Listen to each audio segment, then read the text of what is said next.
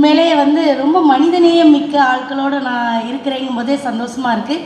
இந்த படம் வந்து வெற்றி படமாக அமையும்னு சொன்னது ஒரு தங்கமான மனிதர் விஜய் சேதுபதி அவர்கள் வந்து சொன்னதே இந்த படத்தோட பெரிய வெற்றியாக நான் நினைக்கிறேன்.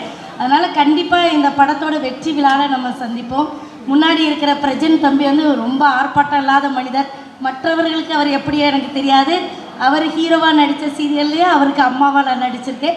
ரொம்ப அமைதியான மனிதர். இப்படி இருந்தார், அதே மாதிரி தான் அவர் பிக் பாஸ்லேயும் இருந்தார். அதனால் எனக்கு பெரிய வித்தியாசங்கள் தெரியல. அதே மாதிரி புகழ் தம்பியோட வந்து இது வந்து நிறைய படம் நடிச்சிட்டேன்.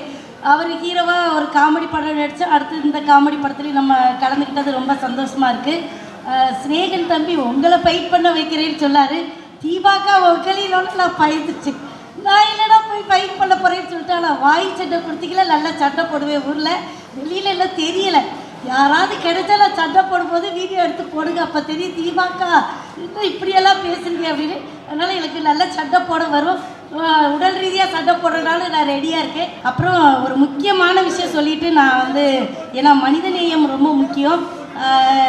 எனக்கு இந்த படத்தில் உள்ள ப்ரொடியூசர் வந்து ரொம்ப மனிதநேயம் மிக்கவர் அப்படின்னு சொன்னாங்க.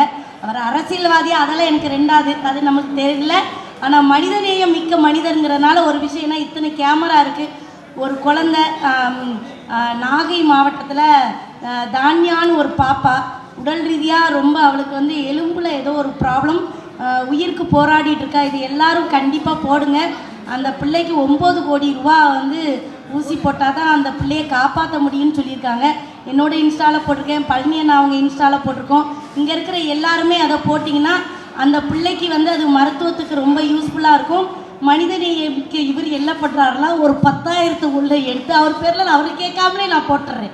10,001 முதல்ல இந்த படத்துக்கு அவர் பண்ணுற செலவு வந்து அந்த செலவாக இருக்கணும் அப்படின்னு நான் வந்து ஆத்மார்த்தமாக அவர்கிட்ட கேட்டுக்கிறேன். அந்த 10,001 முத்தாரம்மன் வந்து இந்த படத்தை வெற்றி படமாக மாற்றி காட்டுவா. அதில் எந்த சந்தேகமும் கிடையாது. அந்த பிள்ளை உசுரும் காப்பாற்றப்படும், இந்த படமும் காப்பாற்றப்படும். ரொம்ப நன்றி. பிளே ஸ்டோர் மற்றும் ஆப் ஸ்டோரில் இருந்து பாலிமர் செயலியை QR கோடு மூலம் பதிவிறக்கம் செய்யுங்கள். செய்திகளை உடனுக்குடன் பெறுங்கள்.